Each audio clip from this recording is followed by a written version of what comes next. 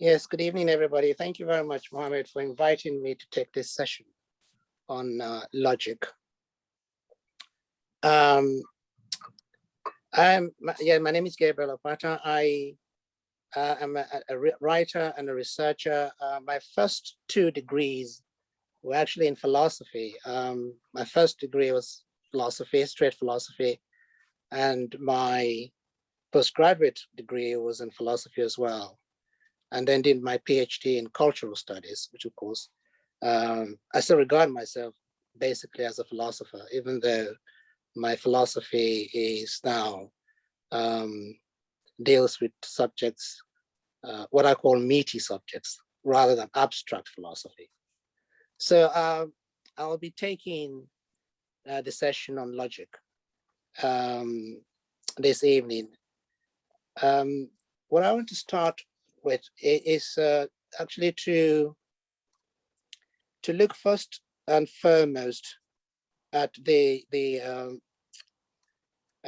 way that this session has been framed, which is knowing each other through philosophy. And the question is why philosophy, and why is philosophy important or necessary or relevant to knowing each other? Or even before we ask that question, why do we need to know each other? We need to know each other for all sorts of reasons. We live in the same world, we share the same space, and we come from different backgrounds and places, and because of the differences that we have, we need to live together in some kind of community cohesion, and also in terms of being able to understand each other, so as to live, in harmony. So knowing each other, of course, is important, and we presuppose that the importance of living together, but living together also means knowing each other. And for me, where philosophy comes into play is, of course, there are very different ways of looking at the world and looking at each other and relating to each other. And sometimes we misunderstand each other, or we misunderstand, where people are coming from. We misunderstand or do not know sufficiently enough about each other, which sometimes causes discord and division. So knowing each other is important to live in harmony. Also, philosophy gives us a basis for assessing and making judgments about ourselves, the people around us, and the world in which we live. So that for me is why this project is important in terms of community togetherness. So logic is the topic that I'll be covering. And so what is logic? We start obviously with definitions. In philosophy, you're always told to start with definitions, to define the parameters, or to delimit the scope of what you're trying to do, so that you set you set the tone for your discussion. Logic, of course, and before I actually even say what logic is, I'm sure we all think logically anyway, so we don't necessarily need to have a degree in philosophy to think logically. But logic actually is a way of reflecting on our thoughts and the judgments we make about all sorts of things about us. So logic, I mean, the word logic comes from the Greek word, which is logos, which means reason, or logike, technique, which is the art of reasoning, or some people describe it as the science of reasoning. So logic is one of the principles of philosophical endeavor, and it is reflecting on thought itself, What is the process by which we make inferences? How do we move from premises to conclusion? How do we assess whether our thinking is logical or is valid or sound? So logic is the science of critical thinking, which is of course what we need, or what is, I think, basic to a kind of process of getting to know one another.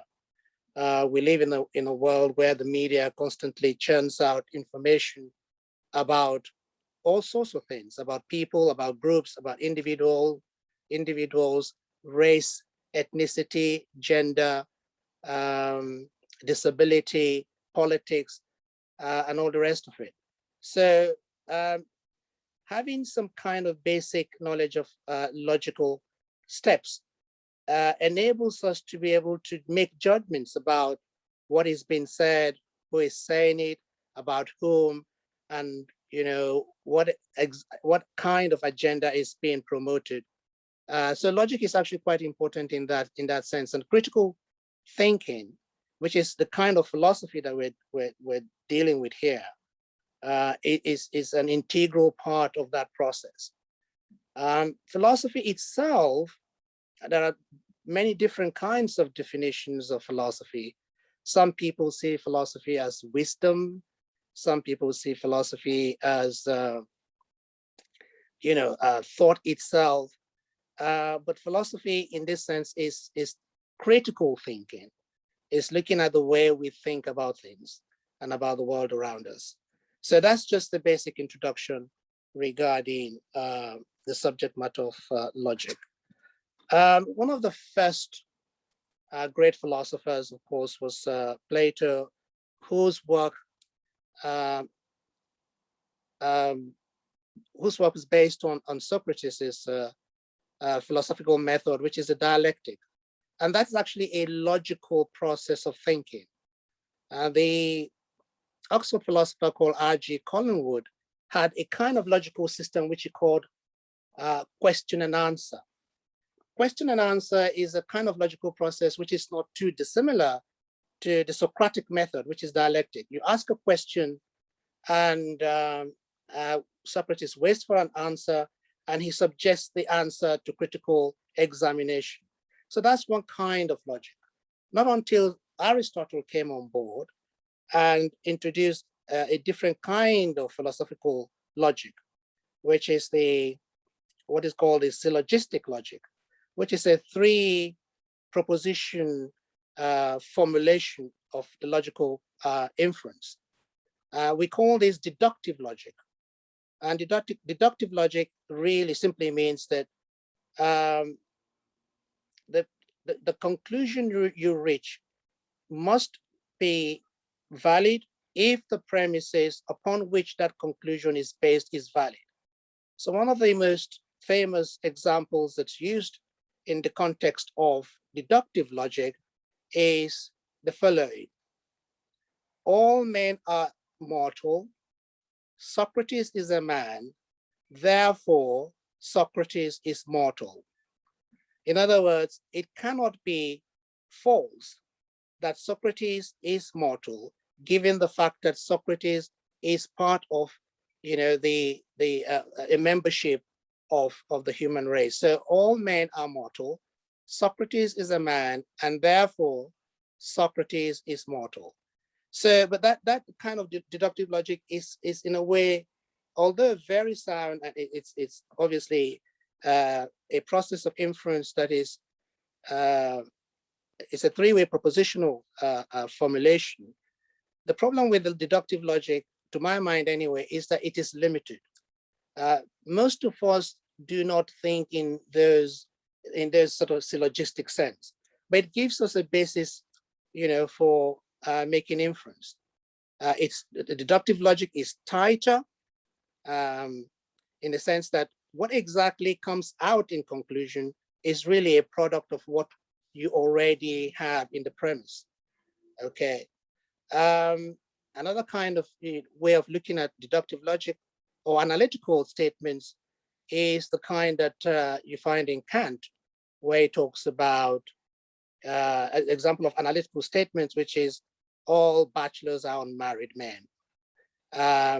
It's tautological, but it's analytically true by its own when you analyze the statement itself. But it doesn't sort of advance our it doesn't give us so much of a tool to address more complex questions. So the other, which takes us to the other logical formulation, which is inductive logic. Inductive logic is a form of inference that moves slightly differently from deductive logic. It moves from something that is known to something that is less well known. So an example of inductive logic or inductive reasoning is a statement such as the sun will shine tomorrow. How do you know that the sun will shine tomorrow? Well, because you know that it has always shone every day in the previous, however long you want to go back. So inductive logic moves from premises that are based on experience mainly, and it tells you something. It's a kind of probability that it will happen next time. And inductive logic is actually the kind of logic that is very, very, is mostly used by people in ordinary day relationships. So I'll spend a little bit more time talking about inductive logic. But before I leave deductive logic behind, I want to talk a little about the kinds of things that are very important in dealing with deductive logic, which is the quantifier that you find in deductive logic. So quantifiers like all or some are very important in deductive inferences. So for instance, in the example where it says all men are mortal, Socrates is a man, and therefore Socrates is mortal. You'll find that the first word of the first proposition is all men are mortal. So all is a quantifier, and it says it captures every possible property that's a group or a membership can have. So you're part of this. You get this membership. It encapsulates all the membership of a group. So all men it refers to all men. And the problem with that kind of the problem we have with that kind of logical thinking, of course, is that there are times when the all is not specifically stated. So for instance, you may have a statement or a proposition such as all Black people are, say, unintelligent. You might have a proposition such as that. But sometimes you don't actually see the word all included in that statement. So what you get is that Blacks are, or Muslims are, or women are.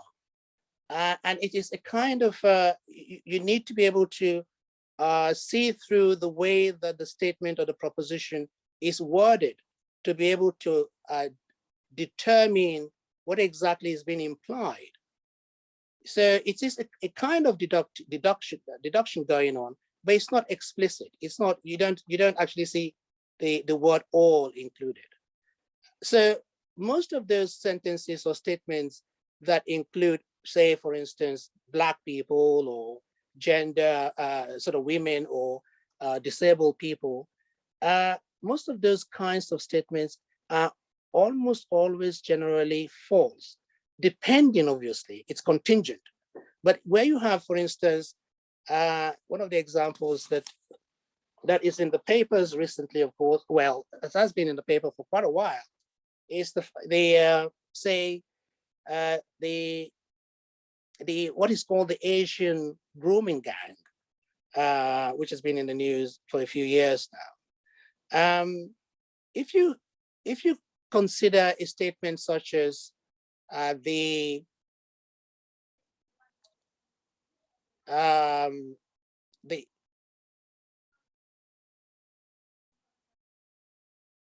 just bear with me a moment. If you consider a statement such as the Asian grooming gang or Muslim grooming gang, what you have is a whole ethnic group or racial group being brought into the discourse, in which, in the sense that the group itself becomes the defining, character of the particular activity that's been described. So when you have this kind of grooming gang, which is Asian or Muslim, it connotes something about the race itself, rather than something specific about a particular, men or a particular group of men engaged in a particular kind of activity. So it is the racialization or the criminalization of a race or an ethnic group. So that is part of the problem that creeps in when we're thinking or making judgments about a group of people or about a particular kind of activity. So you have this kind of statements that omits, the all, as we have in the deductive syllogism of all men are equal. All men are mortal. You could put out a statement of that kind of syllogism that deals with the quantifier all. The other quantifier, of course, is some. Now, that is a little bit more debatable, because if you say some Black men are criminals, well, that's very likely to be true. But again, it will depend on context. It will depend on what exactly is being conveyed or what is being portrayed. So these are the kinds of tricks that that logic teaches us to be able to detect when we're reading newspapers or pieces of information about certain groups of people. So that's the kind of thing you find in deductive logic that you're able to that logical reasoning helps you to detect. And again, moving from the kinds of problems that you may find in the quantifier of in deductive logic, is to go to the kinds of fallacies that we find in logical reasoning, which of course is one of the things that that logical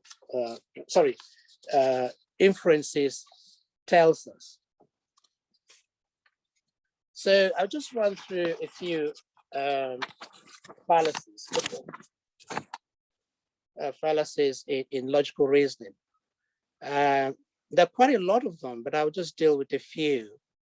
The first, of course, is the logic of ambiguity. The logic of ambiguity really refers to statements that are liable to be liable to have different meanings or contestable meanings, and but a logical formulation might present them as certainly true, that they have certainty and they are true, or sound or valid, when in fact they are, open to several kinds of interpretation. But the ambiguity, of course, say for instance, the speaker is not concerned with the ambiguity, but is concerned with the ambiguity, but presents the statement or the proposition in a way that appears to be valid. Okay, so instead of actually saying, well, this statement is actually liable to contest or to contestation, it is presented as a kind of valid inference. Another kind of fallacy is argumentum ad hominem, which of course means that the speaker instead of addressing the subject matter under discussion, addresses the person who is speaking or addresses the character of the speaker. Okay.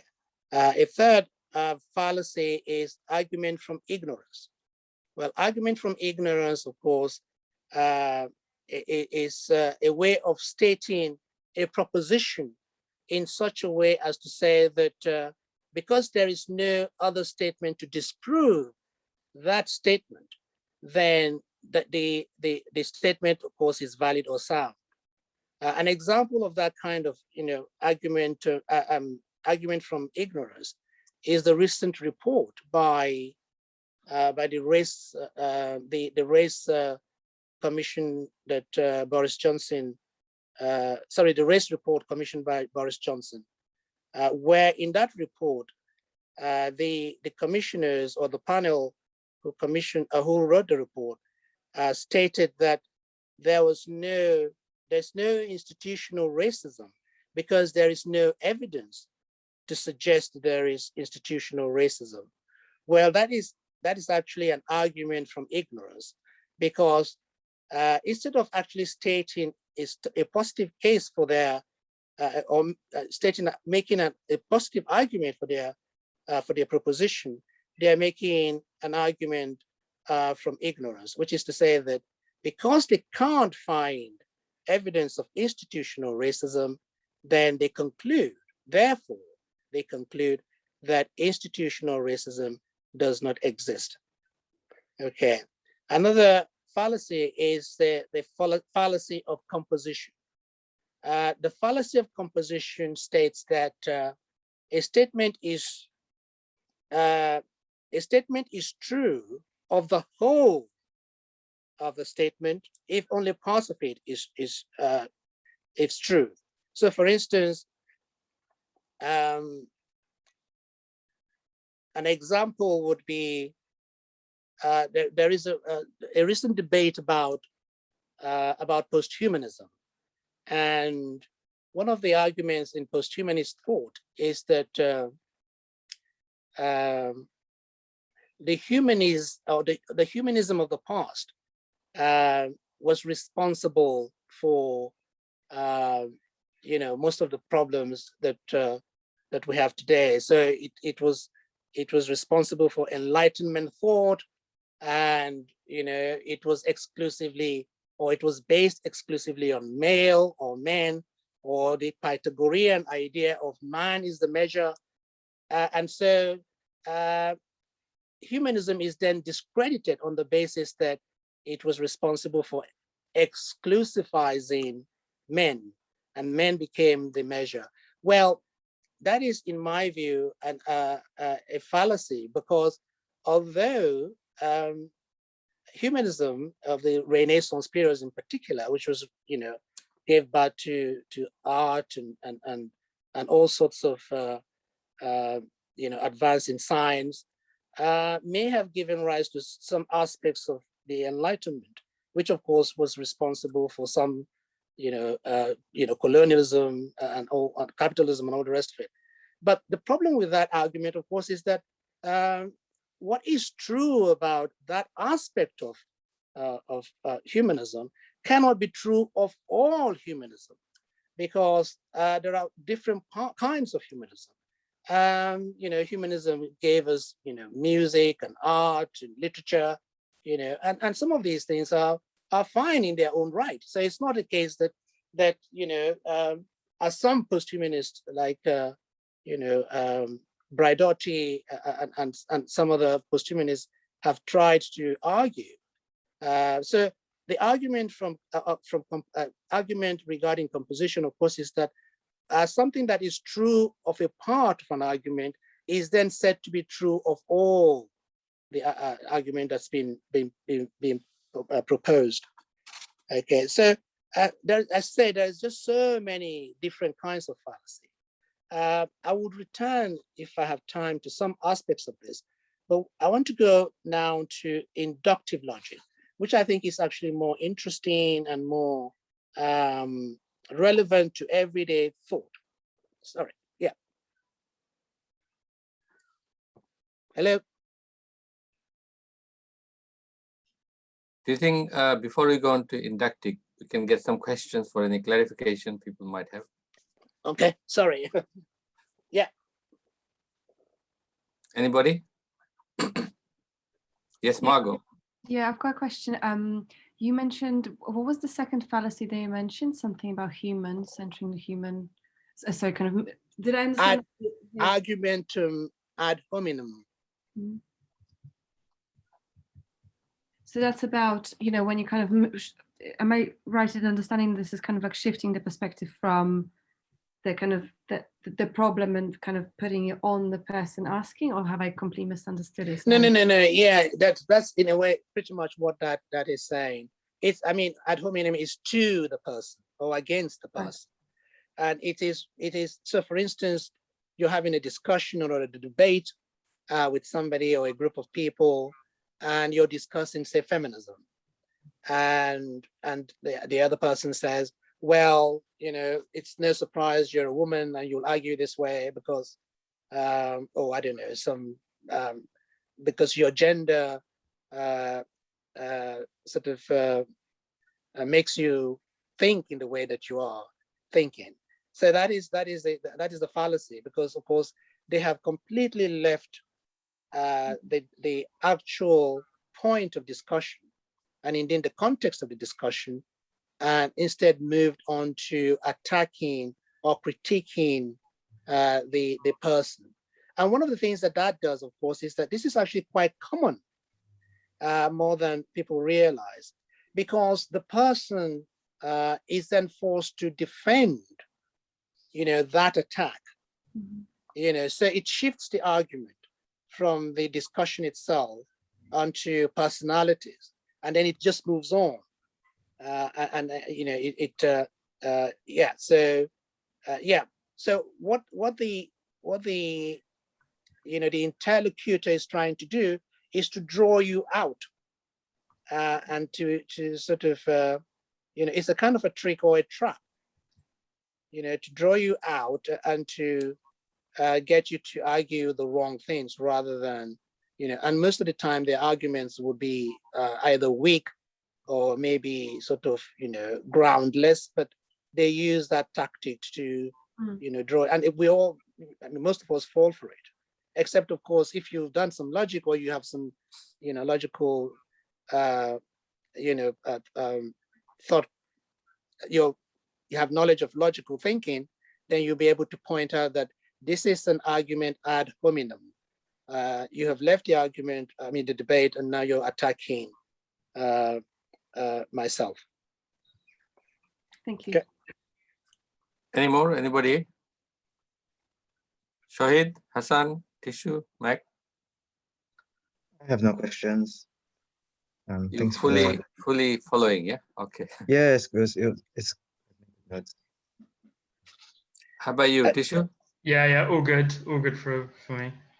Shahid? No, it's all very clear so far. Yeah, thank you. How about you, Mac? Yeah, it's very interesting. Find it very interesting. Yeah.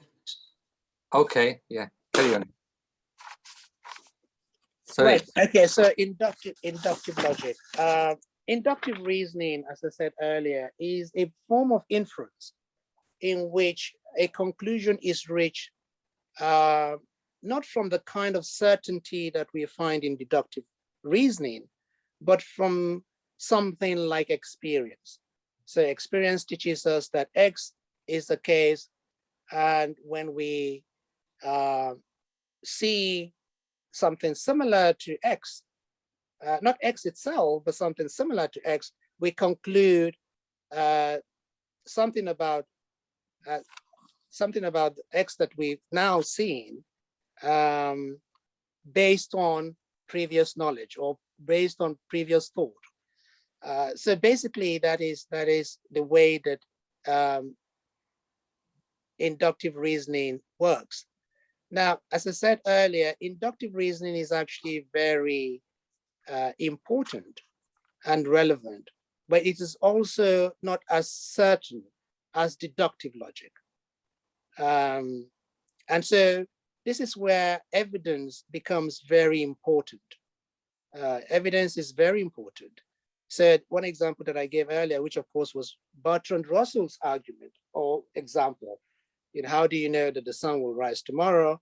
Well, because the sun has always risen in the past. So you conclude that the sun will rise tomorrow. There are so many different kinds of examples to demonstrate the way that inductive reasoning works. So why is inductive logic important, and why is it the one that we need to be most wary of? Well, it is really because of two very important things regarding our knowledge of other people, our knowledge of other cultures, and our knowledge of other groups. So because we can't, or we are not able to know or to have knowledge, or all the knowledge that is necessary or required for us to form judgments about other people, we then make conclusions based on very thin evidence, very very limited knowledge, So the previous example I gave, which is that all X are Y, and you can write that statement in whichever way you like. So all Black people are X. Well, how do you know that all Black people are X? Well, because the Black people that I have met before, or seen before, or known about before are X. Therefore, the next Black person that I meet or I see is going to be Y. The same applies to a statement such as, all Asian men are, Y. Again, how do you know that all Asian men are? It's because all the Asian men I've seen or known or, heard about are Y. So the next Asian man that I see would be all Muslims are, there are so many different kinds of examples that one can then apply. So the problem, as I say, with this kind of, again, we have the quantifier here, all, but sometimes inductive logic does not move simply from the universal to the particular, as in all Asian or all men or all Black people. It moves sometimes from the particular to the universal.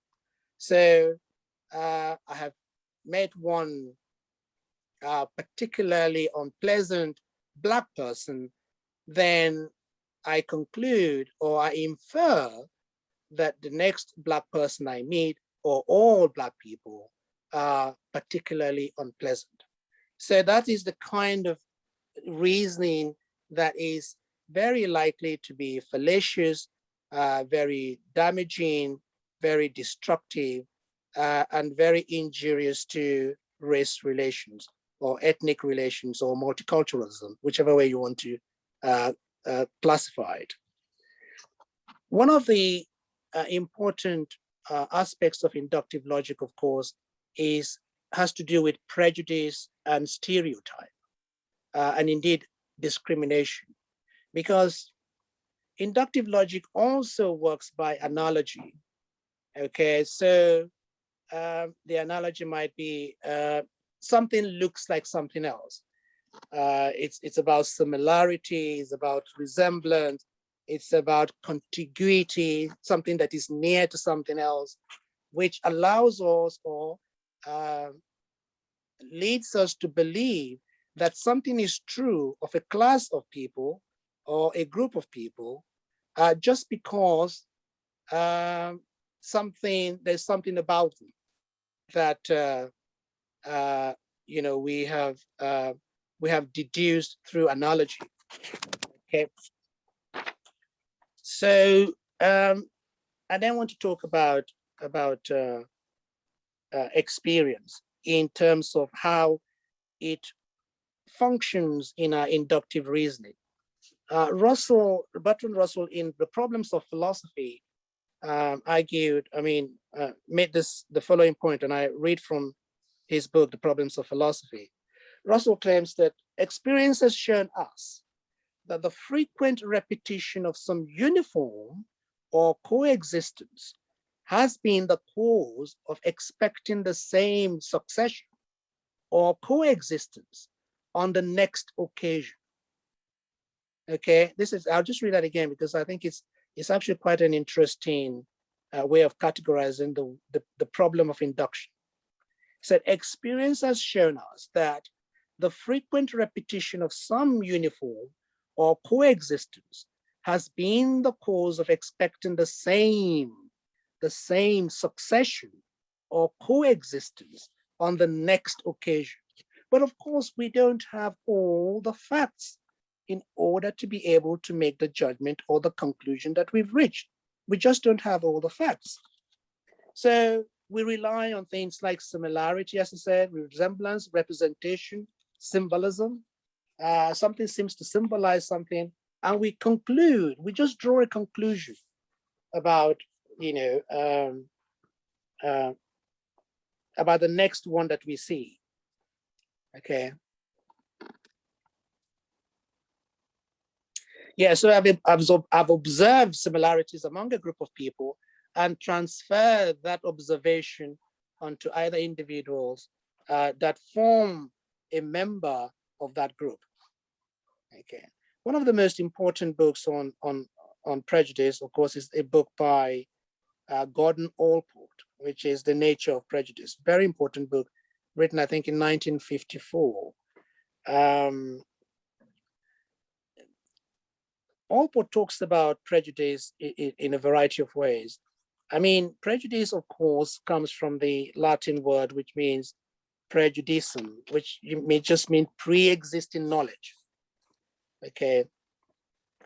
So Allport tells us, Allport discusses three kinds of prejudices. The first, of course, is judgment based on previous knowledge or experience. The second is forming judgments before all the facts are known, which of course I talked about earlier.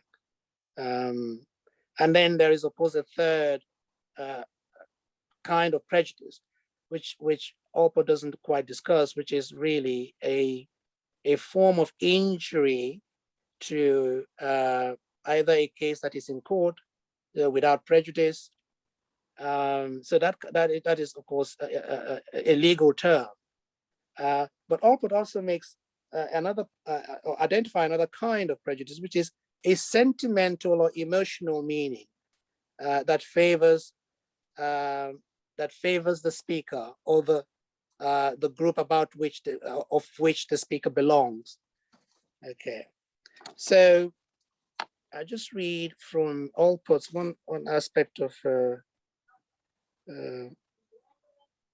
Yeah, so the question really is that given the fact that we would never get to know every single thing about anybody, regardless of whether they're girlfriends, boyfriends, friends, family, groups, we need to rely on inference. We need to rely on, the things we know about them before.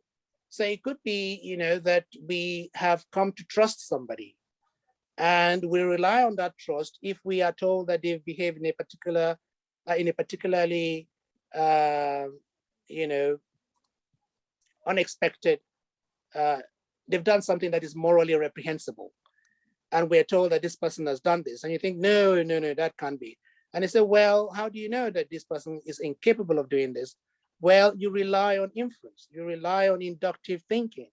You say to yourself, well, I know this person to be trustworthy. So I cannot but conclude that they could not have done what you're accusing them of doing. Okay. But one of the questions that Allport asks is, it is easy to say how much fact is required in order to justify judgment, but how much fact is required? How much do we need to know of other people or other groups or anything really to be able to form a valid or sound judgment about our inferences? The answer to that question is actually, it depends. It's a contingent. It's contingent or a variety of factors. It depends on how long we've known them, how much we are close to them, and other kinds of factors, moral judgments, our acquaintance with them, all sorts of factors. But the problem with that, of course, is that all of that won't guarantee the validity of our statements. It just wouldn't. It just gives us a probability, that our inferences will be valid. Okay, which is one of the reasons why Descartes, was led to this kind of skepticism, because Descartes was searching for certainty in terms of knowledge. So he in his methodology, he tested, different methods and found them wanting.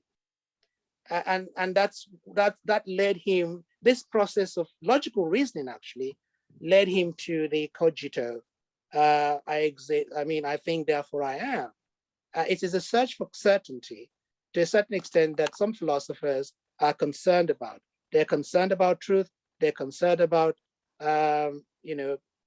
validity or sound argument. And sometimes they are very difficult to come by.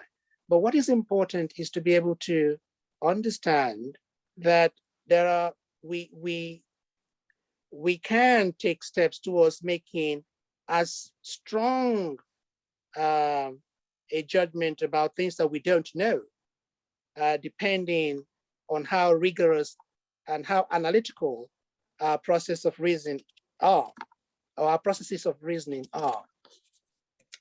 So I just again deal with some aspect of prejudice.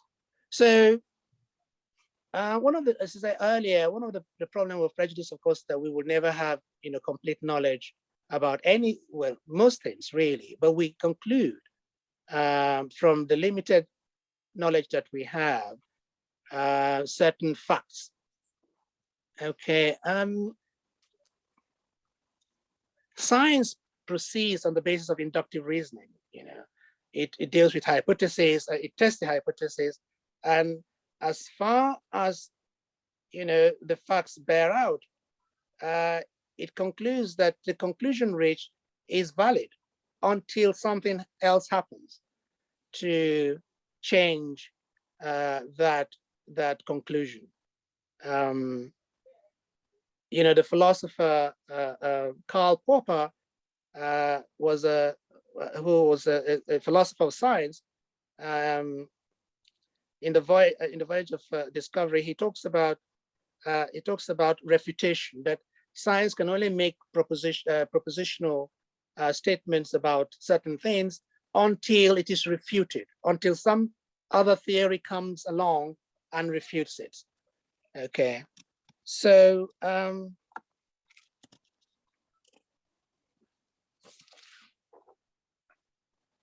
yeah.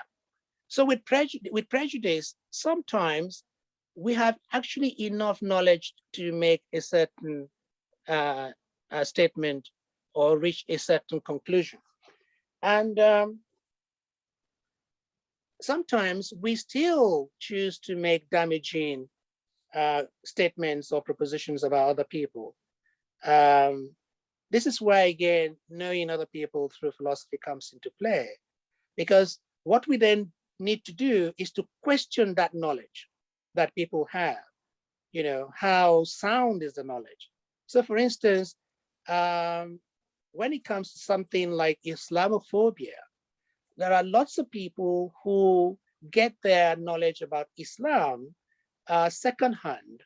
They haven't read the Quran, they haven't gone into any kind of discussion with Muslims, they haven't done any kind of research, but they conclude from very limited knowledge, but they believe they know Islam.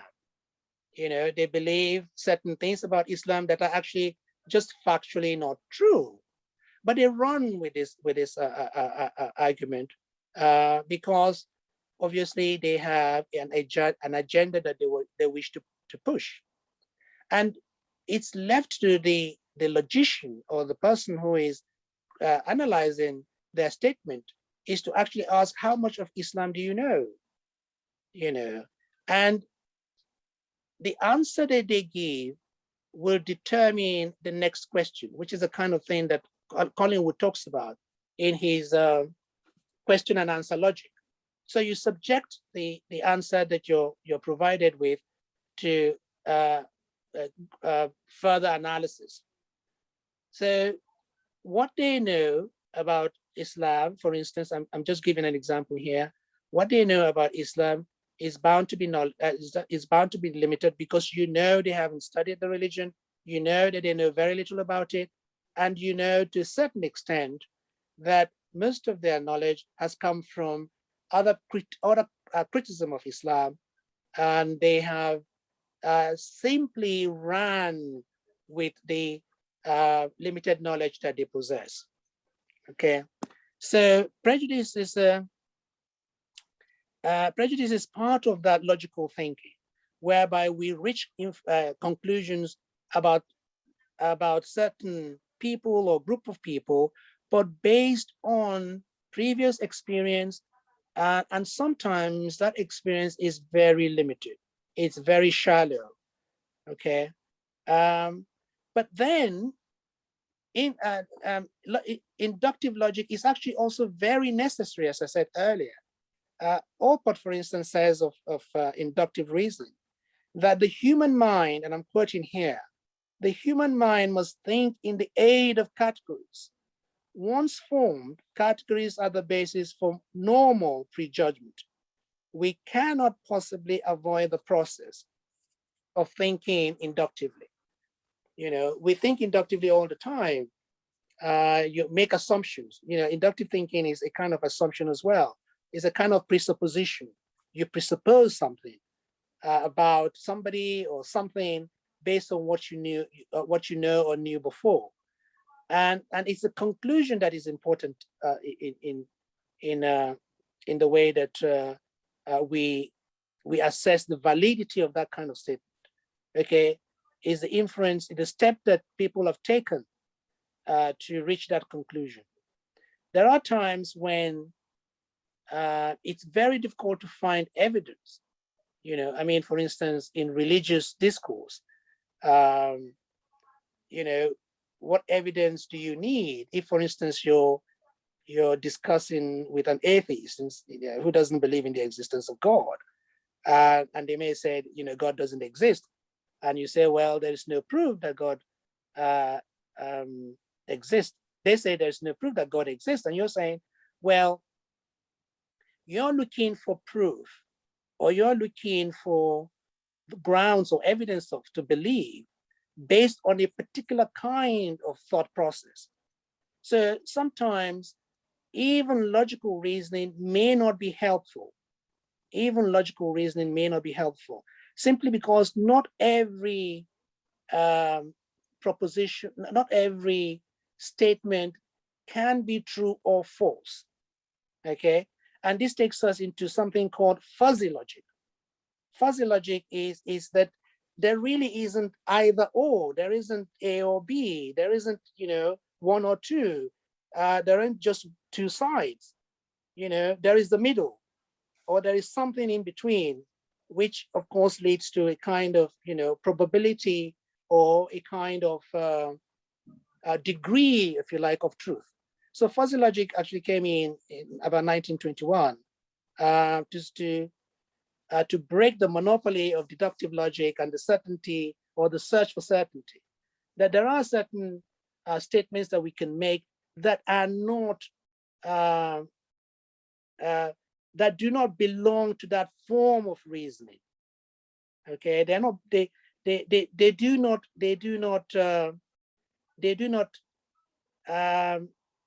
pass the test of evidence in the way that science demands.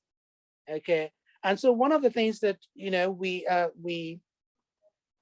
that comes into play, of course, is things like the truth of literature, for instance, you know, or aesthetics, for instance, where statements about, you know, about a poem, for instance, cannot be subjected to strict rules of logic.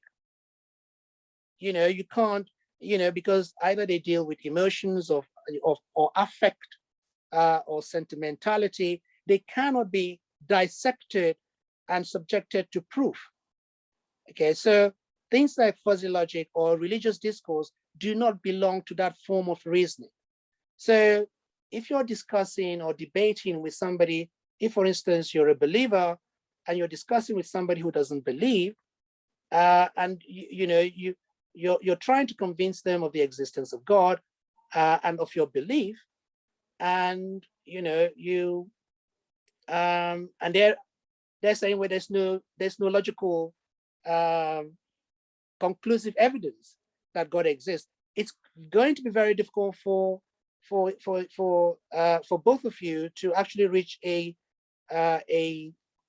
meaningful conclusion. But in that case, what is important is for both protagonists to realize or to recognize that, it's almost like we're dealing with apples and pears. You're never going to be able to prove the existence of God on their basis, on the kind of evidential proof that they're seeking. There just isn't going to be that. I mean, there have been logical attempts to prove the existence of God. I mean, Thomas Aquinas was a very good example of this. They talk about evidence from design, evidence of the way that the world is, and Hume refuted that, and to say, well, because he used this famous clock, and he says, because there is a clock and the clock is designed doesn't mean there is an overall designer. So the kind of refutation of logical proof of the existence of God is likely to lead to impasse, because both are arguing from different perspectives. Okay, my own view, of course, is that you're never going to reach an agreement simply because the existence of God runs on a different basis. It runs on a different kinds of criteria. It has to do with individual belief. It has to do with the nature of the way that religion speaks to people, the way that religion answers their prayer, the way that religion does all sorts of things to people, and that is a kind of evidence in itself. That is a kind of evidence because it is evidence or proof that it works. So it works is a kind of logical conclusion that William James reached, where he talks about the religious experience. So the religious experience is a kind of proof because it is an experience that is undergone by the individual or group of people that speaks to them in a particular way that is not,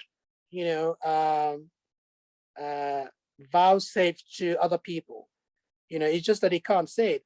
But one of the things that logic itself does, because this is, although this is a kind of meta logic, in other words, logic looking at its own method and saying, well, you have your belief and it runs this particular basis, and I have my belief, but understanding and knowing how that particular kind of religious experience, is proof or evidence of the existence of God is different from scientific proof.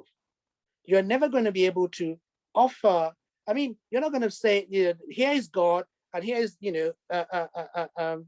here's God and God exists.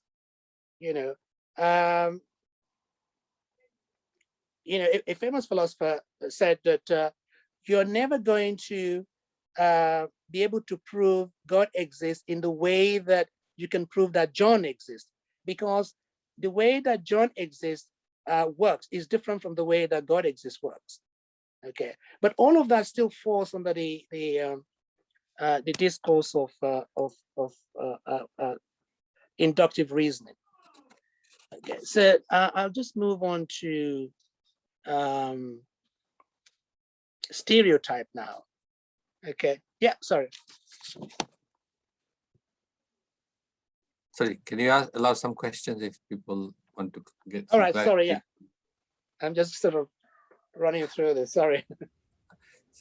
Need a little bit of rest, in between. I just want to ask a question. Yeah. But actually, Yeah. I think Dr. Apata might be just moving on to it.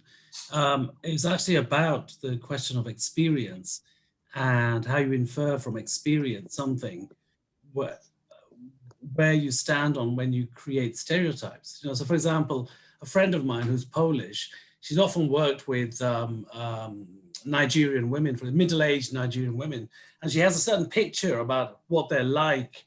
And I've sort of hit out against that.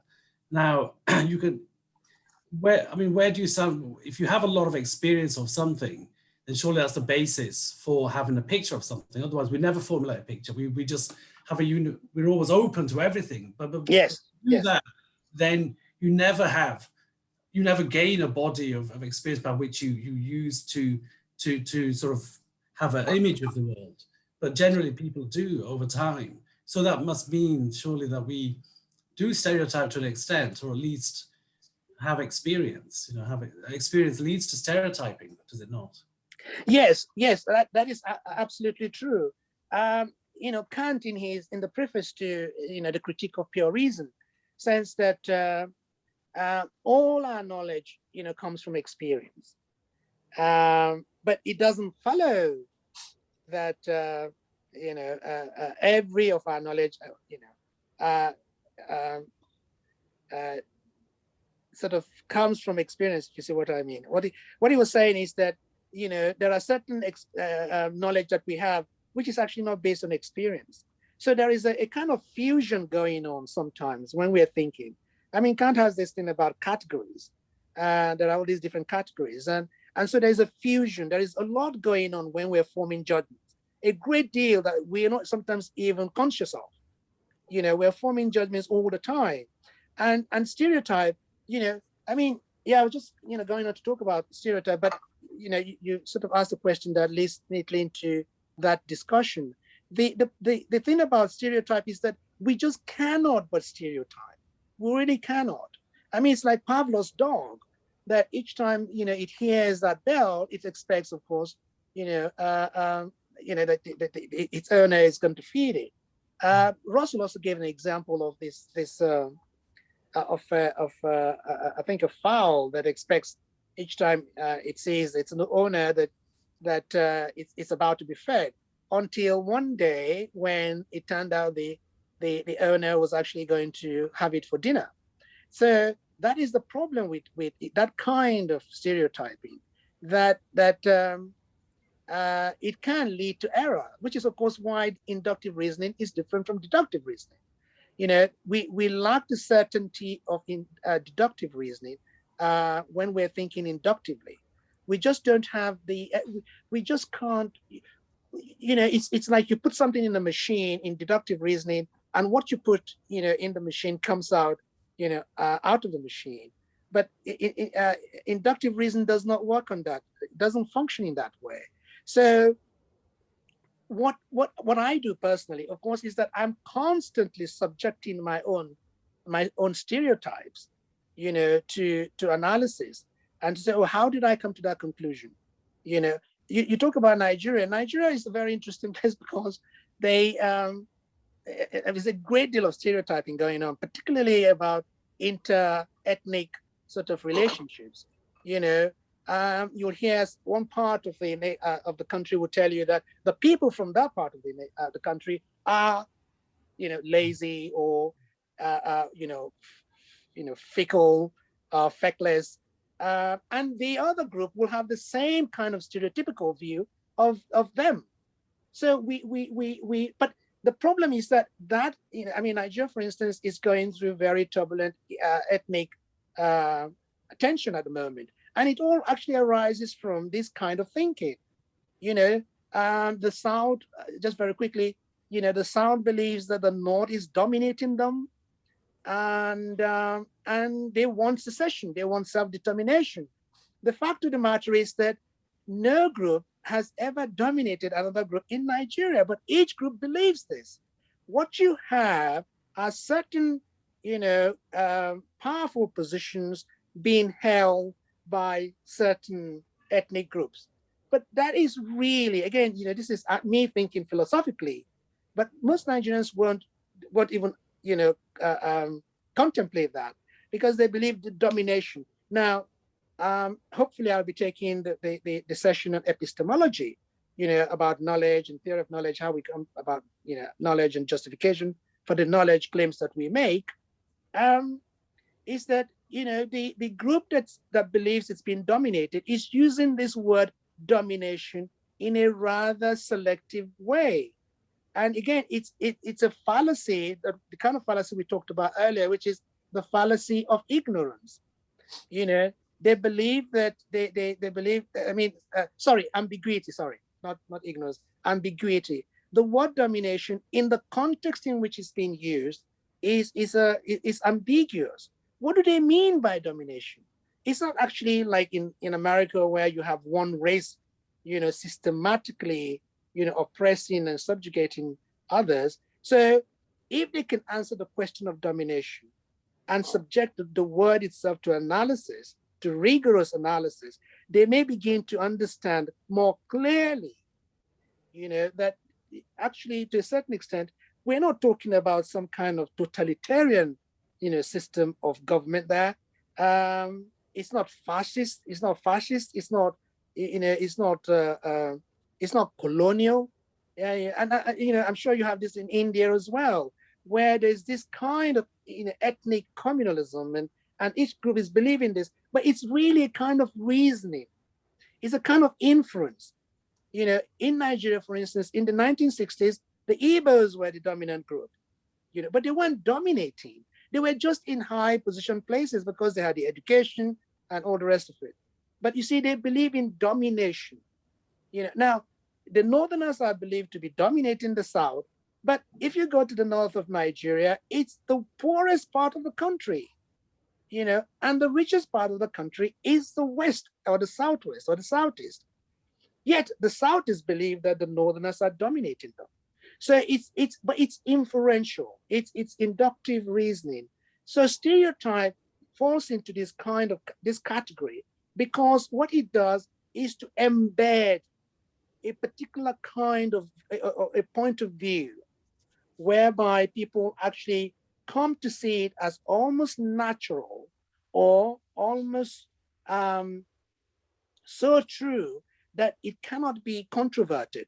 So they seek another avenue for redress. They believe that the only way to solve this problem is to succeed. So stereotype is, as I say, I'll talk a little bit more now about stereotype. Stereotype is a kind of inductive reasoning, because what stereotype is doing or saying is that something that a particular thought about somebody or about a group of people is repeated several times as to seem to be true. The word stereotype actually used to mean cyclostyle, which is a kind of machine, what is called cyclostyling machine, which produces just copies. It just churns out copies, just continues to churn out copy. So regardless of what you say, the copy reproduces itself. So stereotype, like the criminalization of Black people, or whatever group it is, it starts by stereotyping.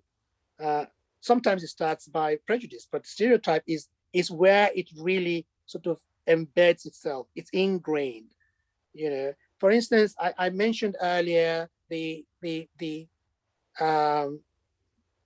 headline news about Asian or Muslim grooming gang. Now, what this phrase means is a more recent phenomenon. It didn't exist about 10 years ago.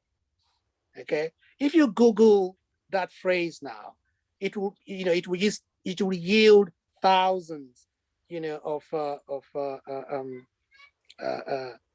reports, and the problem with that, of course, is it brings race into a discourse. I mean, obviously, the man involved in that particular kind of activity is reprehensible. Nobody's condoning it, but by reproducing that kind of phrase, it brings religion into play where it doesn't. You know, it brings religion into play. It brings a particular kind of culture into play where they don't belong. So it will, you know, you find in the right-wing papers this kind of, you know, narrative. There's a very interesting article which I will advise if anyone is interested in reading it, by just let me get it, because sometimes I lose. It's as if stereotyping creates like a two-dimensional idea of something.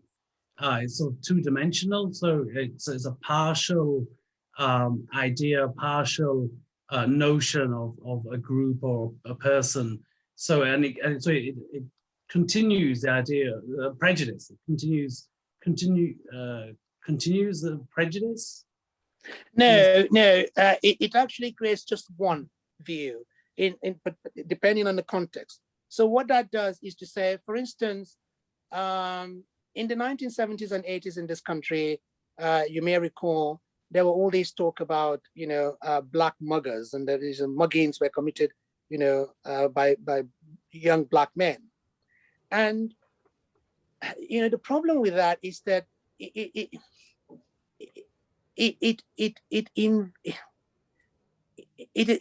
a kind of connotation where the word mugging and blackness are twinned. Good. Yeah.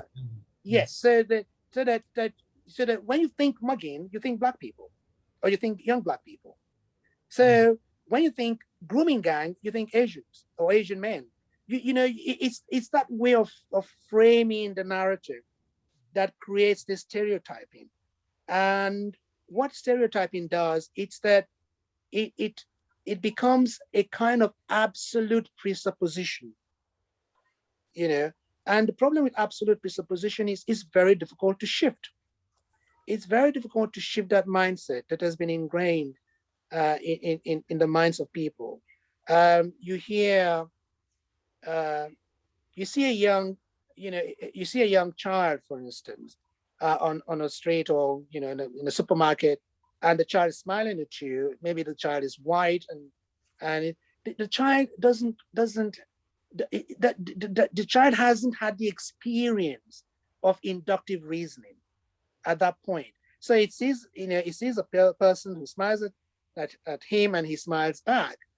But as time goes on, if he grows up in a house where certain racist views are propagated, the child begins to learn, and it then begins to associate. The thing about stereotype is the association, is the connection, is the making tight connection, you know, between objects. You know, Hume, the philosopher Hume, was talking about causation, and Hume said that some of the things that that cause and effect, says it's really one event following up on after another. It doesn't necessarily follow. It doesn't necessarily mean that the first event caused the second event. It's really a kind of chronological or a sequencing. Okay, but we have learned to believe in causal effect in that way, and and in a way that is why I believe personally that this kind of project alerts us to the way that we think or make judgments about other people or about the world around us, and it again cuts across all subject areas, from religion to politics, to everyday discourse, entertainment, for instance, all sorts of things. It's that association that is very important. And when I talked about quantifier earlier, about universals and all the rest of it, you'll find that often they are missing or omitted in certain discourse about certain groups of people. You hardly ever hear, I mean, in the 80s, for instance, when football hooliganism was very rife, you hardly hear it said in the media or you hardly read it in the papers, any kind of association of hooliganism with whiteness. You don't see a headline saying white hooligans are invading, Millwall. You hardly see it.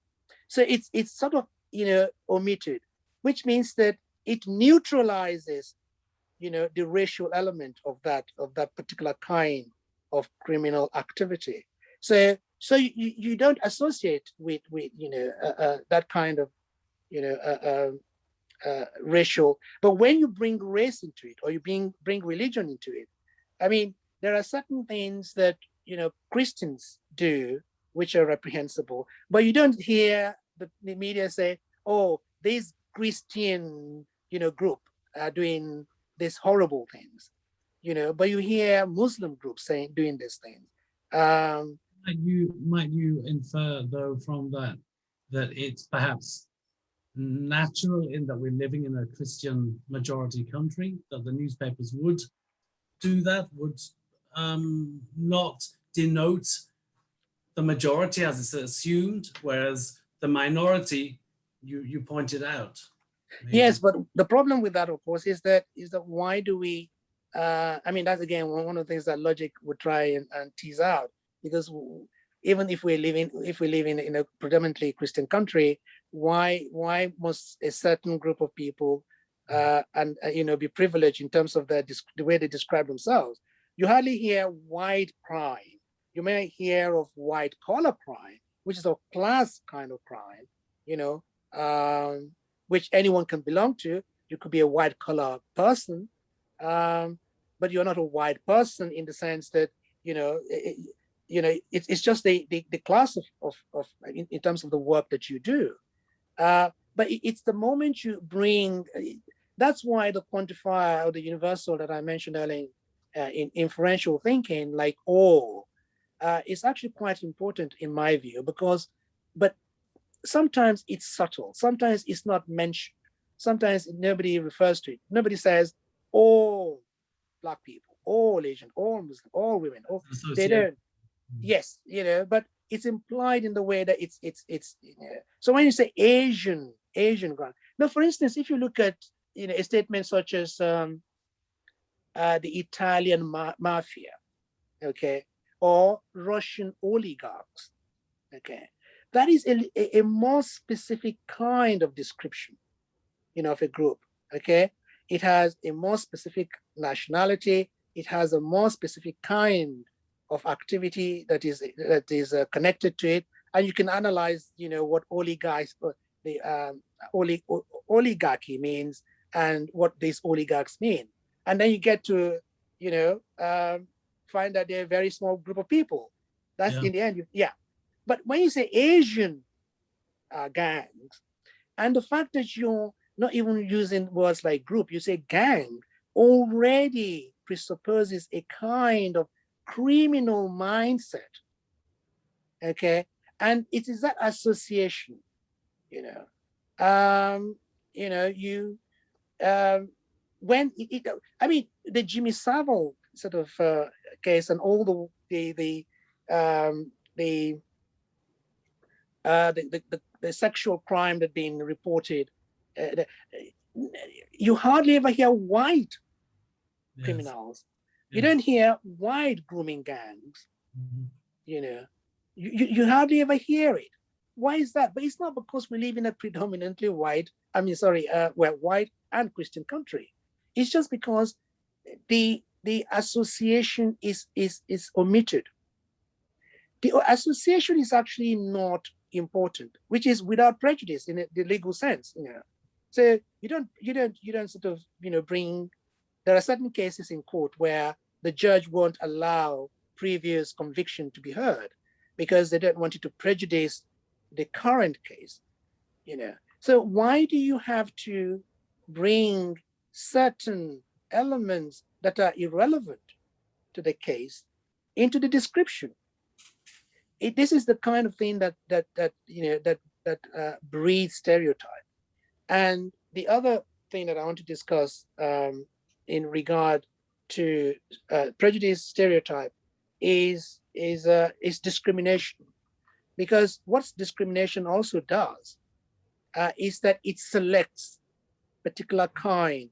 So again, if I have time, I'll go back to those fallacies again.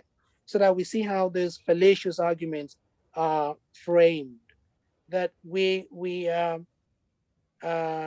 use language in a selective sense, and we use it, to discriminate. We say certain things that are either meant to be negative about other people, in a way that we hardly will do about ourselves to a certain extent. So when Boris Johnson describes Black people as having, watermelon smiles, or Muslim women wearing the niqab, I think, as looking like bank robbers, so again, this is the problem with analogy. You see, he's saying that they are like something, and the thing that they are like is something that is negative. Bank robbery is of course a crime, and they look like criminals. So one of the things that I would urge when you're thinking about this is that when you're reading statements of this kind, try and stretch out the statement. So if you read something like, women are X, try and stretch it out and sort of complete the sentence in a way that you think the speaker means it. So instead of saying women are, say all women are, and then use the other quantifier some, and then see how the proposition works out. And can I just say, proposition in philosophical logic just means a statement that can be either true or false. Okay, so stretch it out, just write it in full, and you get a full meaning. I've tried to do the same. I mean, I did the same with the race report that was published a few months ago, the Seal report. And it was full of all these fallacious arguments. I had actually wanted to use that as a basis, but I thought, it's a long report. It's about 155 pages, and I've read most of it. But it's really full of the kind of thing that a logician would find very interesting. It's all these like statements like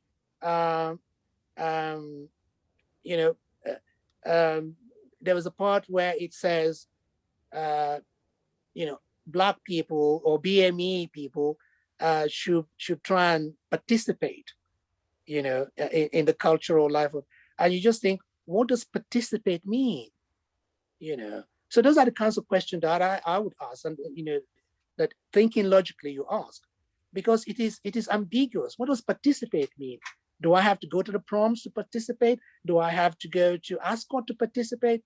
And then another glaring fallacious argument is when they say, well, there is evidence that background plays a big part in life's outcomes, education, where you live, And I just think, well, all of those things can still be subject to racial discrimination. In other words, where you live could be the result of racial discrimination. The education you receive could be the result of racial discrimination. The fact that you're a woman and your life chances are limited could be because of gender discrimination. The fact that you're disabled and you live in a particular part of the country where there is no access to certain facilities could be the result of discrimination. So by suggesting that that racial discrimination has no bearing on those kinds of disadvantages, they're suggesting that the factors that are responsible stand outside discriminatory attitudes. When they could still be, in other words, you could be living in a slum or in a ghetto because of racial discrimination. This is, of course, what happened in the US, where Black people couldn't get loans, to buy homes, and they lived in the ghetto. And so, in that case, if this report were to be looking at that kind of social arrangement, and they come to the conclusion that, oh, it's where you live that is important, not, or the education you receive. But of course, all of those factors can still come under, these kind of discriminatory practices. So it's been, as I said earlier, it's been alert to this kind of the way that language is being used, how ambiguity or vagueness is used as this kind of certainty that it is certain that these people are, why. Okay. There are times when somebody writes, for example, an article on a category or a group of people where they don't realize it, but they are prejudiced. They're prejudicial in their angle, the angle they take, the viewpoint that they take, the language that they use. All of that, is prejudiced in a way that they're blind to. They can't see. They don't realize. There's the responsibility of those who read the article, those who confront the person, to show them the fallaciousness of the way they're looking at something. That is. Sometimes it's conscious, perhaps it's deliberate for political reasons, or for whatever the reason is. They're consciously trying to stoke things up, or. Yes. I mean, there are two parts to your question or to your statement. The first, of course, is that sometimes they are blind to what they're saying, and again, it's because they have been, they've been bred in this kind of culture, and they are not aware that they're doing it. They're not conscious that they're doing this. So that's the first part. The second part, of course, is that sometimes they are conscious of what they're doing.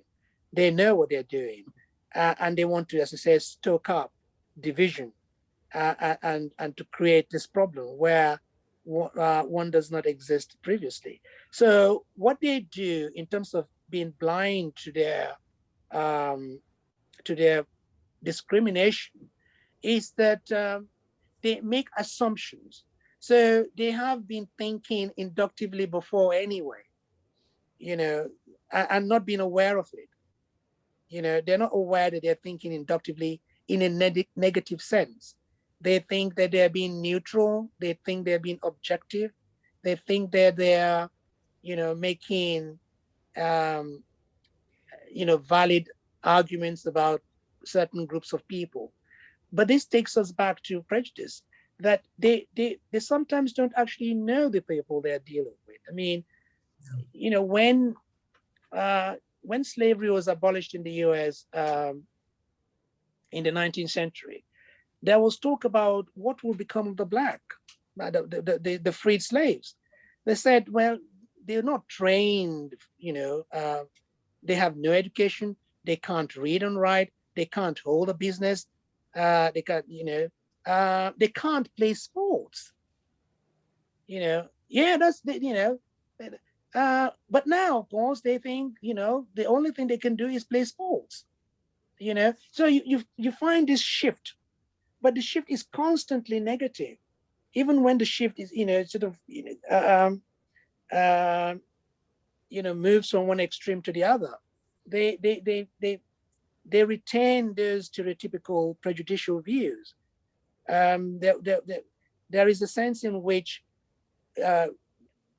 sometimes they're, as I say, aware that they're doing this. Sometimes they're not aware that they're doing it. But it's a whole lot of inductive reasoning that embeds itself in people's minds, and they are very difficult to shift. Alport gives an example of a man, a white man, driving along a road in South Africa, and comes across a group of black people. I think they were sort of in the shade, just reclining in the shade, and they say, "Oh, what do you think? I mean, what do you expect? They're lazy people anyway." And then he comes across another group of black people who are hard at work, and he said, "Well, what do you expect? They're only good for labor." In one trip, and in one single sequence, he managed to make two contradictory statements about the same group of people. And both of them, being obviously contradictory, but still retain the negative stereotype of that group of people. Any more? John, do you want to ask anything? John, are you there? Hassan? Sorry, John. Hello, Amadila. Hello, everybody. No, I've nothing to say. I'm just writing things down. Really, it all helps me think. It helps me frame things. But I have no specific question. Hassan? Hassan, any question or any clarification? I'm making notes mostly as well, so I don't have any questions at this stage. Margaret, have you got anything? No, this has been quite clear. Thank you. Tishu? Oh, yeah. I think, yeah, like one thing I was wondering is there, so you've spoken about like logic and from like this sort of Greek tradition. Is there any other traditions of like looking through like the same lens, like this logical lens, but maybe from somewhere else? Mainly I'm thinking like something that's maybe well, I don't know. Yeah, actually, I'll leave it there. Is there any other traditions, yeah, that also have like similar philosophies or? Yes. Well, I know you have been looking at, logic from the Western tradition. In African philosophy, for instance, I'm sure there are logical kinds of reasoning in all philosophies. In African philosophy, for instance, there is a philosophical tradition called Ubuntu, which is the communitarian, system of coming to a consensus or an agreement, and it works by almost like a Socratic method, a kind of dialectic. There is a coming together. So, for instance, pre-colonial African political system was based on this kind of elders coming together and discussing a topic or a subject. And what they do is that each person would bring, make a contribution, and each contribution would be. It's almost like throwing. There's this game. It's not actually very popular, where each person throws something in the ring, and the entire group would then look at, this contribution. So there will be a kind of discussion of that contribution.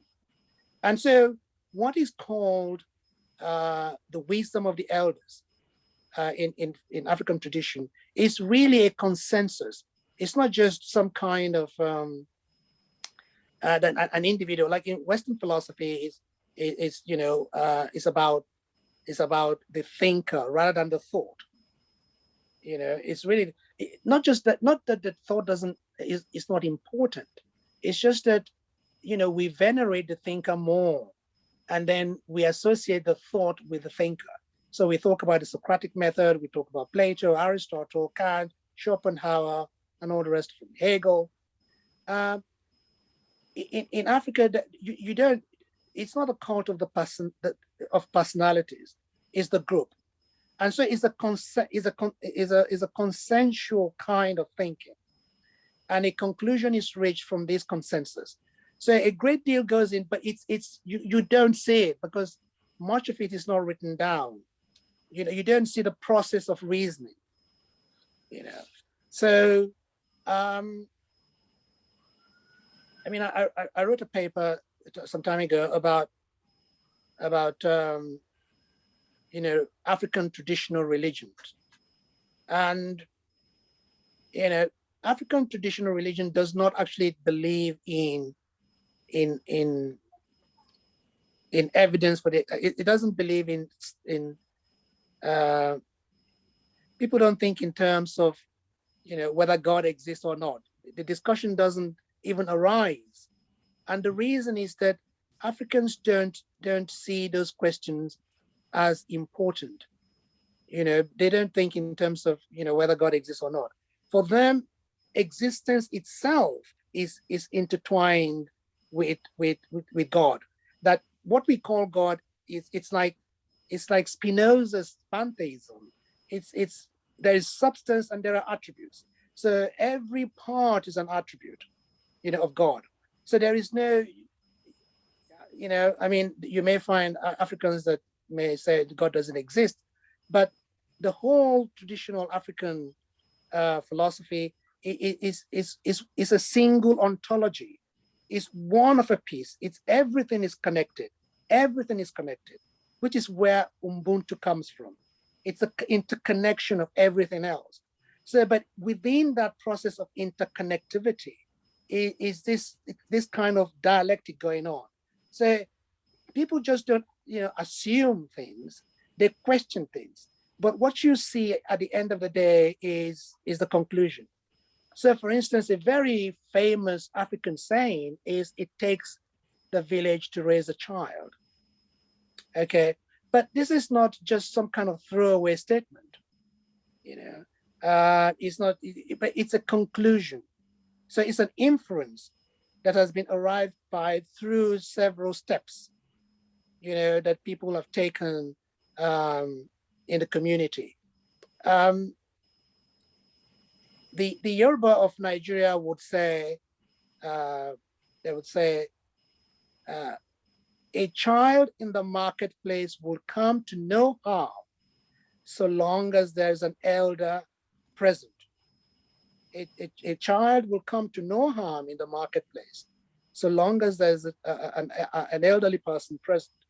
But you see, what that means is that they see the market as an open space. People come and people go. And so it is, it's almost like a thoroughfare of ideas. People come, people go. People see, people make decisions, people contribute. So it's that process, it's a spiraling process where things are constantly circulating and thoughts are circulating, ideas are circulating, people are circulating. It's all one single ontological process. It doesn't, in the West, you get all sorts of classification and categories. There are all these kinds of classifications. African philosophy does not have those kinds of classifications because it believes in this interconnected oneness. And so that's the reason, that's the way that I see the African logical tradition. It's a bit Socratic, but it has its own logic. It has its own peculiar logic, which is actually not connected to any other, philosophical tradition, not Oriental, not Eastern, not Western. It is actually quite, indigenously African.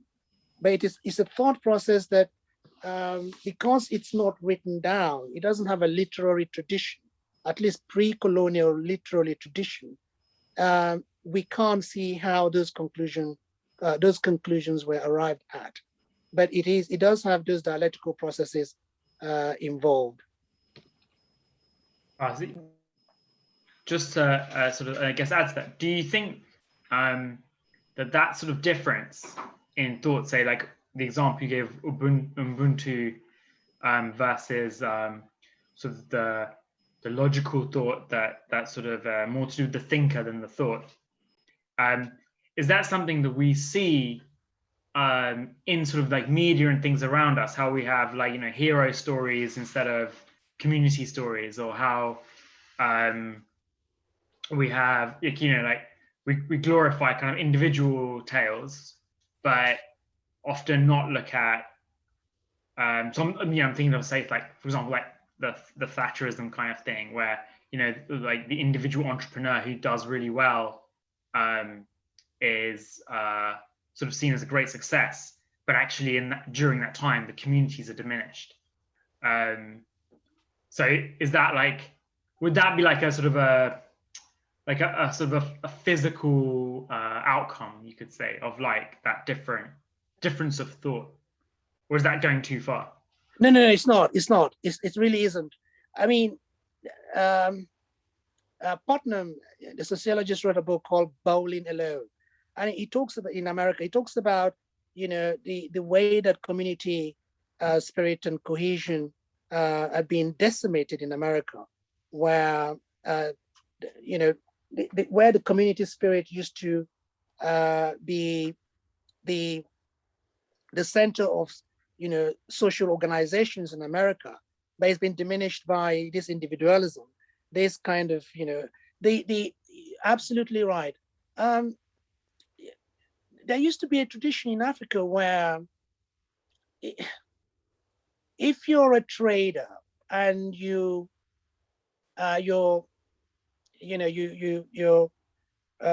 someone comes to buy something from your shop, and this person is known to you, sometimes you actually don't, you almost see it as something wrong to make profit from them, because you see them as part of the community. Okay, so, but individualism actually would disregard that communitarian aspect. And you might argue that, well, you can't run a business if you do charity. But then you see, charity is actually also very important. Comes from charis. Yeah. Grace has this connection to. More men than women in the Catholic Church. There used to be only altar boys. Now. Hello, can you hear me? Hello. I think we can all hear you. I don't know who that was. I'm not sure. Okay, right. Okay, no, I just press on. That the community comes first, because they believe that the individual is only able to become an individual because he or she is part of the group. So they would reverse or invert the Cartesian cogito. I think, therefore I am. The African might just say, we are, therefore I am. So the group, precedes the individual. This is, again, you find in Durkheim's, theory of religion, that, religion is actually the basis of society. So it is that collective, that assemblage, or the assemblages, as Deleuze and Guattari will put it, is assemblages rather than individual. Now, there's nothing wrong with individual achievement and even, venerating the individual. In Africa, there used to be what they call, the veneration of the ancestors, or what they call the worshiping of the ancestors. There is a debate as to whether it's really the ancestors that are being worshipped, or,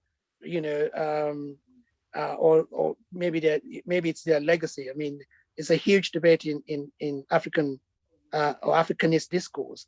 But here, John Carlyle wrote a book about hero worship, about hero worship, and it's all this individualism. And when it comes to politics, you talk about the great leader, or the great man theory of history, that history is full of the great leader, the individual achievement, and there's a debate about that. But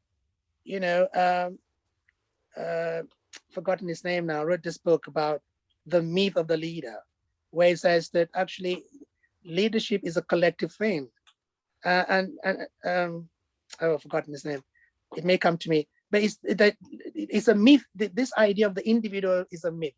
In Africa, of course, what they believe in is that the individual is able to achieve anything by being part of the group, by belonging. There is a sense in which you can't do it alone. There is in sociology of art, there's a great deal of debate about how art is not a singular enterprise. It's something that is collective. It's just that you don't see all the elements that go into producing a work of art. So you see the finished product and you see a name, and then you see someone signing as the producer. the kind of individualism that we find in Western tradition also extends to literature, where the author of a book is actually the owner of the book, the person who made the book. And in The Death of the Author, what's his name now? The French philosopher was talking about that we do not need to know the biography of the author in order to understand or to appreciate, the literature. And this is really in keeping with African tradition, that we don't know who came up with certain phrases or ideas. It's just part of the community. So nobody really owns it, and there's always this, going back to, the invention of the printing press and how that, gave impetus to individualism. The author of the book or the author of the work, it can now actually claim copyright and all the rest of it. But in Africa, these kinds of thinking is actually alien, because the tradition just does not allow for that kind of worldview. The worldview is different. They do not think in those individual terms. And the unfortunate thing actually is that when we then look at quantifiers in logical thinking, here when we say all, and then make negative conclusions from that all, in Africa, when you make this kind of all quantifier, but it actually more positive, that we belong together. It's not excluding anybody. It's actually inclusive, And of course, colonialism and Western intervention and all this things obviously, corrupted the system. But it was a system that worked, and worked well pre-colonial intervention. I have a quick question, maybe, Right. but I don't know if there's enough time for it. If you still have stuff to say from your lecture. No, this is all part of it. This is all part of it. Okay. I've been finding some of it hard to follow because it's been a lot of Zooming, but I was just thinking about what you were just saying about the book and the author of the book and the individualism versus communitarianism kind of thing. And I'm wondering how that relates to, for example, when you said that, I thought of the author Kafka, and as much as I think his books have a very universal message of things to do with inclusion, exclusion, community, like law, guilt, blah blah, and that they can definitely be read by everybody. I'm also aware that learning about his biography as a Jewish person, as a minority in various ways, enlightens a lot of the ideas in it and makes it especially interesting as a minority person, as a person existing as a minoritized person in a inverted commas dominant culture. It makes it, it gives me specific associations that it wouldn't necessarily give to someone who's a straight white Christian person, straight white Christian man or whatever. I wonder what does, in as much as the death of the author can be in keeping with the idea of a more communitarian idea of messages, how much, when thinking through a minority perspective, can that idea of the death of the author exclude or almost not invalidate, but I'm not sure what I'm looking for, but do you know what I mean? Exclude minority perspectives, or things that can be things that are salient about the minority perspective that easily get swallowed up by dominant culture. Do you understand what I'm saying? Am I making sense? Well, I sort of think I understand. I think that I'm not sure that it's a kind of exclusive. I don't think it's an exclusive thing. When you're talking about the death of the author, it's really it's when you're fusing the biographical detail with the work itself. So, for instance, some people are interested in, say, for instance, as you talked about Kafka there, you're a fan of Kafka and his work, and you want to know more about him, and you want to know what his life was like.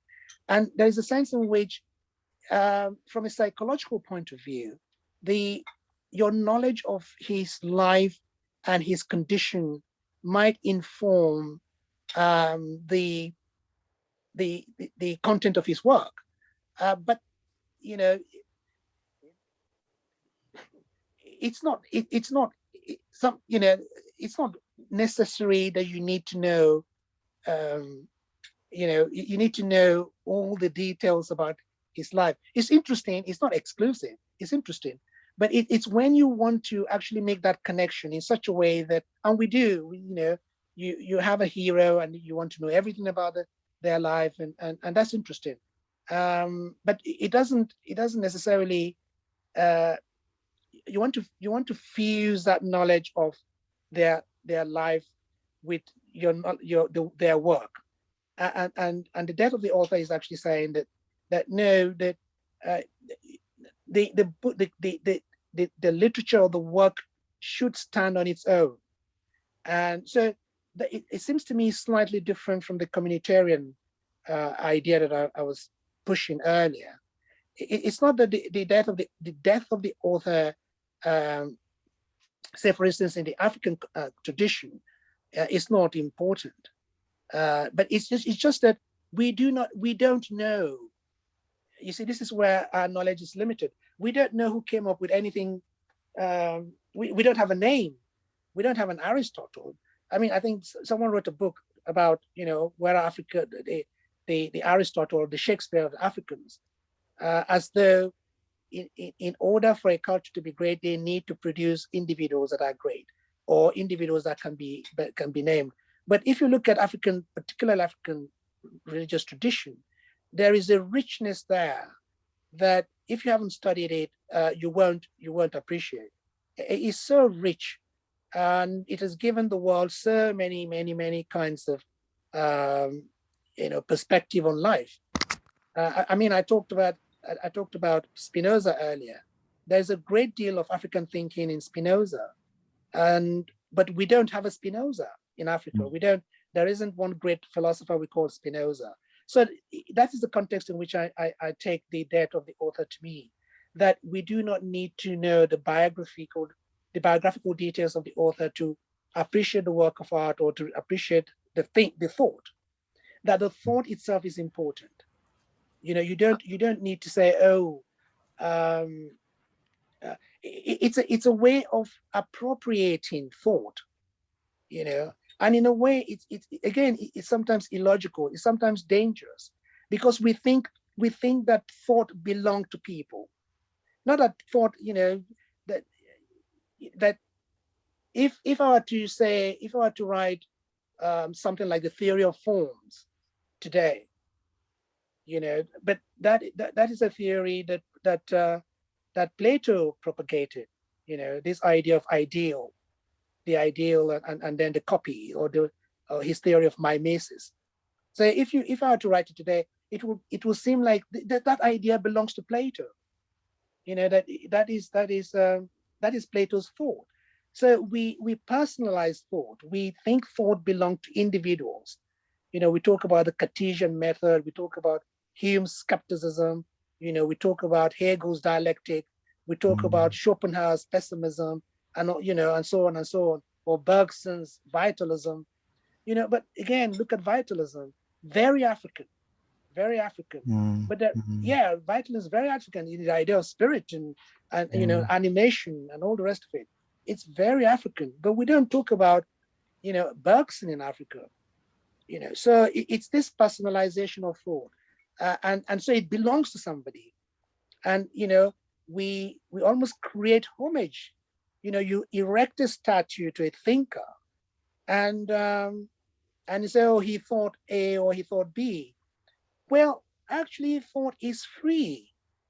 The debate between Newton and Leibniz, and there's all this debate about who discovered what before, as though it's a kind of race that is won by who gets there first. But thought does not work in this linear progressive sense. It doesn't. It, some of you are better logician than I am. The fact that I'm taking this session does not necessarily mean that I know all about logic, or that any philosopher knows more about even the layman. So it's misleading to believe in this kind of individualism and the way that it's framed, particularly in Western tradition, that there is a kind of thought that is owned. It belongs to somebody, as like a work of art that is signed, but it doesn't. This is the thing about thought, about ideas. There are certain ideas that I have thought independently of actually reading it, and then I read something, and I think, oh my goodness, I thought about that. So it's not. Thought does not belong to any single person, and this is the African tradition. That it is a communitarian thing. It's the coming together and forming opinions, and of course that's what happened in Western tradition. Anyway, Kant's critique of pure reason was provoked by Hume's skepticism about causation. And Kant said, Hume woke me up from my dogmatic slumbers. So it's that interaction, but then we still personalize it, we still individualize it. It's an individual. But what I would say is that the logical process is, again, there are different kinds of logic. I talked about fuzzy logic earlier. There is symbolic logic. There is propositional logic, and subject, predicate. All kinds of logic. But so there isn't one single idea. Someone might come up next time with another idea about logic, and again, Derrida talks about this logocentric. There was this reason-centric Western tradition. That there is another kind of thinking. There is feminism and feminism epistemology. We may have time to deal with epistemology, and when we talk about epistemology next time. So there are all these different traditions, and by making them exclusive and saying, they steadfastly and definitely belong to one tradition, is in itself fallacious, because thoughts do not work in that sense. They do not work in that singular exclusive manner. They don't. We're constantly learning from each other, and that's why it's important that the sessions such as these allows us or enables us to question certain received opinion, and to be able to criticize constructively certain belief system and certain prejudices. Where do our prejudices come from? Where do our stereotypical discriminative thinking or thought process come from? Well, they do come from inductive reasoning, and that's why inductive reasoning to me is as important, perhaps in a way more important than deductive reasoning. Thank you very much. I think we'll have to stop here now. Oh, okay. It's been a full 2 hours. Very, very, very intense. Right. I'm going to just one thing before we stop. When that tragic bombing took place in Glasgow, when those young people, Manchester. When some young people go at the concert. Yeah. One of my old friend, he was at university with me. He's from a Sikh background, very close friend, and he works in the media, and he became very very disturbed emotionally. Then he wanted answers from me because I'm a Muslim. I had nothing to do with this, but something that you were talking about earlier on, how people associate and how people, stereotypes are created and so on. And I had to explain, he was rightly disturbed. He's working in the media. He sees more and he gets more information, but he wanted answers from me, even though he knows me really well, but we haven't met for a long time. So I don't know what happened in between. the hit, or somehow I could be responsible for what happened in Manchester. And I think this applies, at so many levels in society, and we're all to an extent guilty, right? Some are very sort of harmful stuff that we believe in, but some are less harmful. But this kind of association we all make. So anyway, thank you, everyone. I will make this video available, and hopefully everybody's still on board. And thank you, Dr. Gabriel Apata. It was really wonderful. I think everybody enjoyed it. It was very thank you deep so much. and intense. So much. Thank you. It was so interesting. Thank you. Thank you very much indeed for being a part of this, and thank you, Mohammed, for inviting me. Thank you so very much. And we'll see you in a few weeks' time on All another right. session. Okay. Okay, then, yeah. I will be in touch with everybody. Bye. Thank you. Thank you so Bye. much. Thank you. Bye-bye. Very interesting. Thank you. Bye-bye.